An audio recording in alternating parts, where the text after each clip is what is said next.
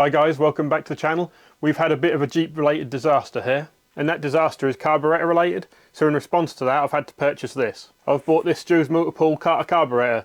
Now I have the carburetor that you just saw me holding, but that needs a complete rebuild and I really didn't want to be worrying about that at the moment. So I thought I'd buy one of these, unbox it with you so you can see what you get with it, go through it, check a couple of things, and then I can get on with starting the repairs. So let's see what you get with this carburetor kit then. Okay, right, got some paperwork. This has a load of useful information on it. You got all of the components and everything of the carburetor, information on how to do certain operations to it and things like that, so this is pretty handy to have, especially this section here. The carburetor itself looks like it's got some nice foaming. Yep, so we'll get rid of that. What we got? Bag of parts.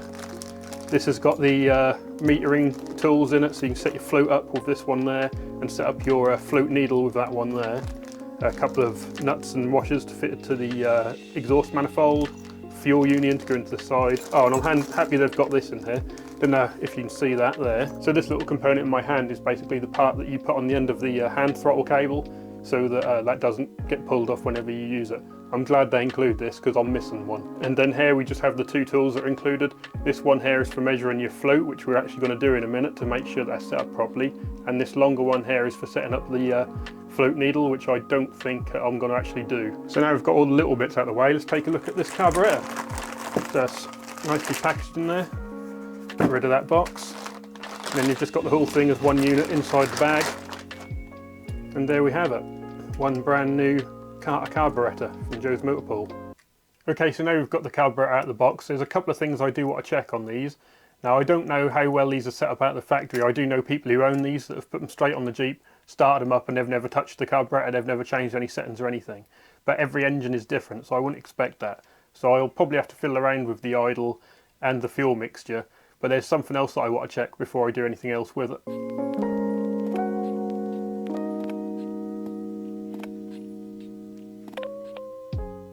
Now unfortunately when you buy a carburetor like this you can't assume that everything is set up exactly right, so there's a couple of things you want to check, or so I've been told anyway. So what you want to do is make sure that the float is set up properly. That's probably the biggest one, so that's what I'm going to show you how to do now. So to get the top half of the carburetor off, you simply undo this screw here, and then on the other side, up here there's another one, you have to take them out as well. Let's start on that. Not overly tight. And then spin round and get that one under the tab there. Now with them two sections removed, you simply turn the linkage up like that. The whole top section will come out without you disassembling anything else from it. Now you've got the top off like that, you can remove this side section just by sliding down like that, and then you've separated the top and the bottom completely. Next up we need to disconnect this rod here. That's simply done by removing this tiny little clip here, if you can see that. So to get that clip off, we're simply going to get a little screwdriver.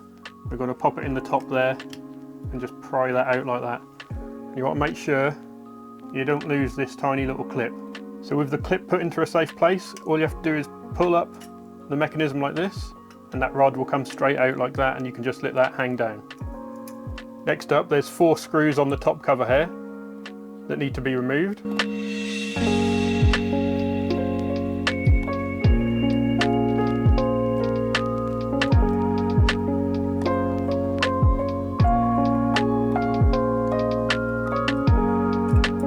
And there you have it, with them 4 bolts or screws removed. You now lift this entire section up,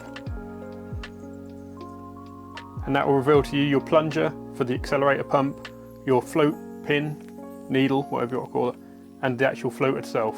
This little spring here goes underneath the plunger. That's come out when I pulled it out, so you just pop that back in there like that. Now to check your float level set correctly, use this little tool, but you have to do it without the gasket on, so you need to remove this first. That's simple. You simply pull this little pin here out, put that to the side, then remove the actual float, and you can lift up your gasket. Don't tip this upside down whilst you're doing it, because you don't want all this valve here to fall out. And when you've got that out, you can then pop your float back in. Just hold that in place, put your pin in, which can be a bit of a pig if your coordination's as bad as mine is.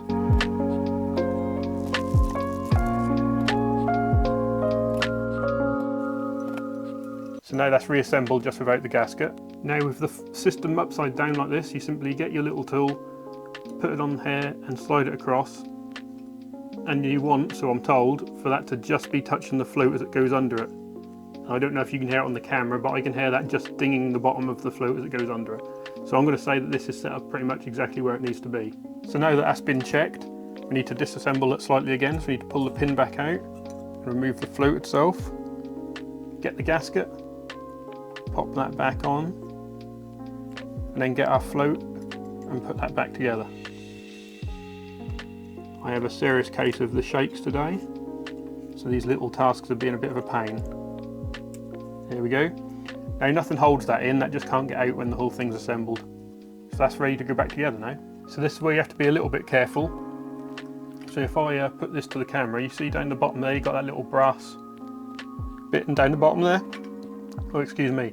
That's where this needle sits. And you don't want to force that in, that wants to go in there nice and easily so you don't damage this needle because you can't bend this. So when you go to put it back together, just carefully make sure the plunge is where it wants to be. And then as that goes down, I can see that the needle's seated where it wants to go. And we're back in position with no dramas. Just make sure everything will freely move, yeah. I can already see that that's gonna need adjusting, but I'm going to do that after I've put it on the car, after I've put it on the Jeep and set up the idle and everything. So at this point you just need to put your 4 screws back in, or bolts, whatever you want to call them.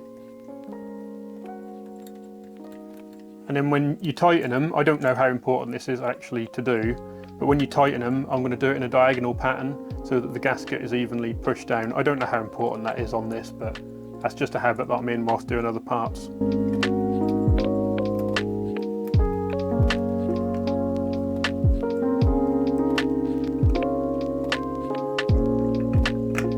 They're just loosely on, and then I'll just tighten them down a bit, corner to corner. You don't need to overdo this. You definitely don't want to strip them out.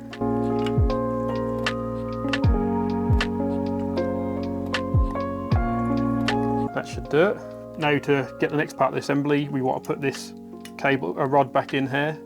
So we're just going to pull this up. That will pop straight in there.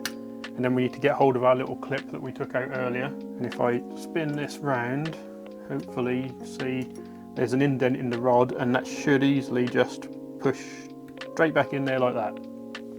So next up we need to put the top of the carburetor back on, so we simply get the next section, if I can get it out of the way of itself, slide that on there like so, and then just bring it up and pop it down like that. And as you can see, everything is happily moving. This isn't in the way of nothing. Then we can put our 2 screws back in. There we are.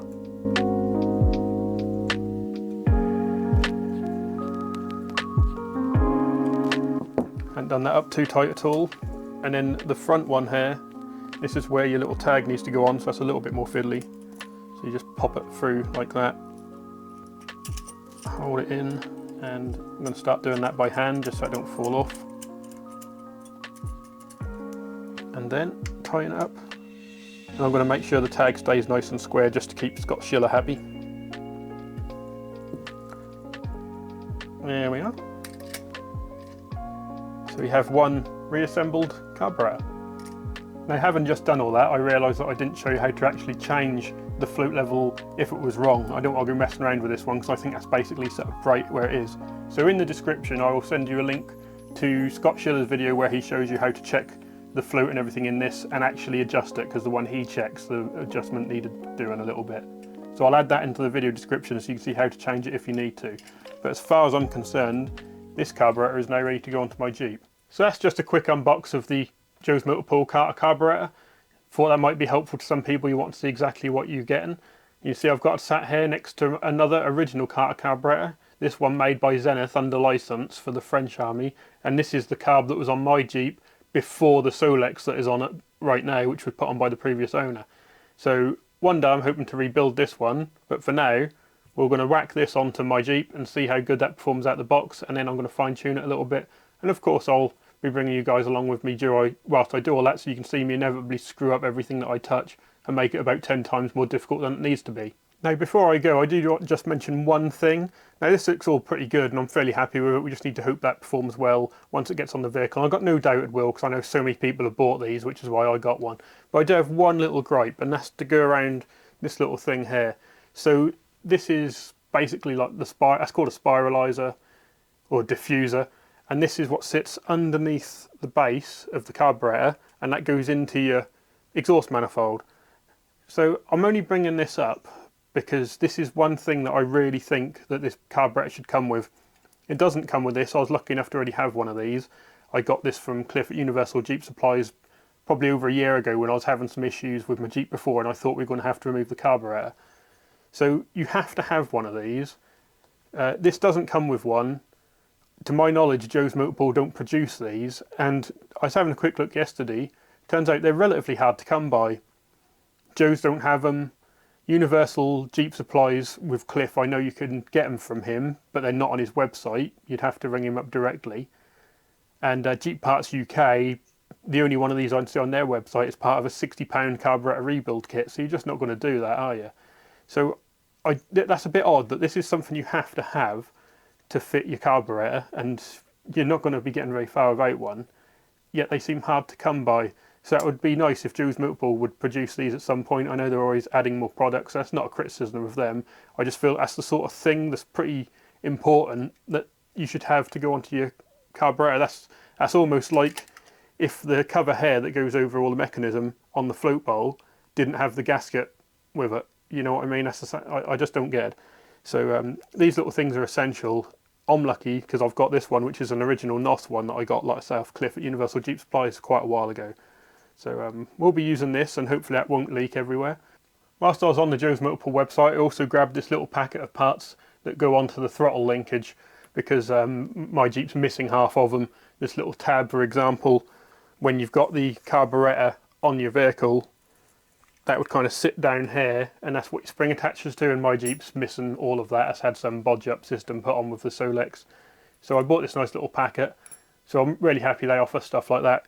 Completes the carburetor altogether, apart from that spiralizer / diffuser, whatever you want to call it. So hopefully this little video has been helpful to someone, just so you can see exactly what you do get in the box to make sure you don't forget anything else that you need to buy whilst you're at it. If this has been helpful to you, or you generally like me being useless and babbling on about crap, please do head over and give me a subscribe and a like. The channel's nearly 1,000 likes last time I looked, which is brilliant. I'm really happy with that. So join me again soon when we'll be tearing the old carburetor off the Jeep, which no doubt will be way harder than it should be, and then trying to fit this and set this up and get my Jeep running again, which I again doubt will be just a compilation of me screwing everything up that I touch, which no doubt will give some of you a laugh. But if this has been helpful, thanks again, and I'll see you soon.